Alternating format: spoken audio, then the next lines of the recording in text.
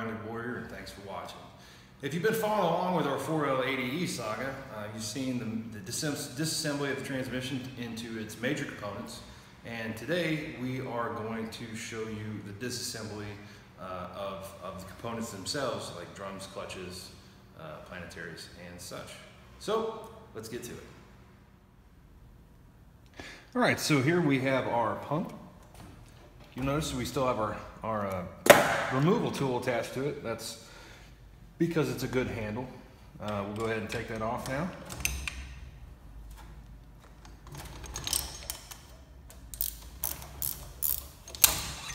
Slide it off. Set it to the side. All right, we will take our pump, flip it over. Set it inside our hole, conveniently cut in our bench here. Take a 13mm socket and take out the 5 pump bolts that hold it together.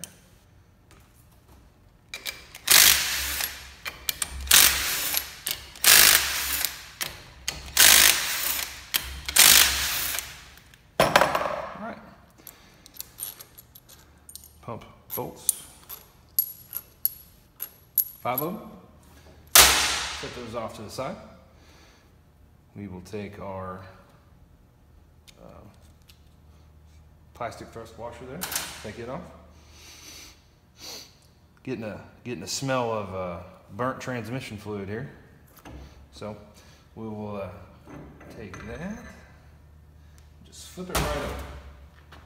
So you have two sides of this pump. Here you have the actual pump gears. Where the gears are, there's nothing else inside this half of the pump.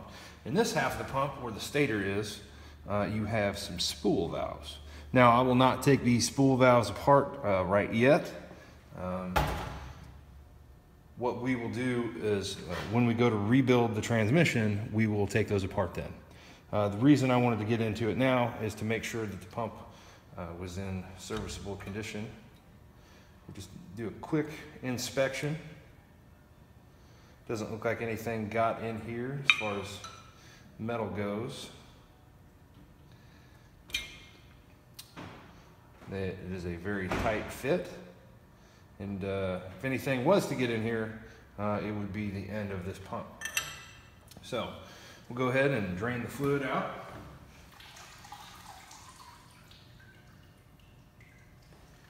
Have some fluid drained out of that. Wipe it out real quick. Drop shit everywhere. So that's what we do. Thing we want to inspect here is this bushing inside here. This is where the outside of the torque converter rides. So that can be a problem if the torque converter was installed incorrectly, if there's thrust loading.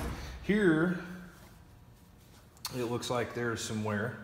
It's not the worst I've seen, but it's not a good thing. So you'll see that it is got some brass, and then it goes to silver, right? So that indicates there was some thrust loading, something wasn't put together straight or whatever. So when I go to rebuild this transmission, I will probably replace that bushing. Other than that, that's about it. These are pretty simple. Like I said, you can also check the bushing inside the front of the stator and in the back here. But we inspected those when we tore the thing apart. So we've done that. There's no reason it needs to be apart, but we do need to keep it apart to finish, to clean everything when we put it back together. So we're just going to go ahead and slide those bolts back in after we line our pump halves up, and that'll do it for the pump.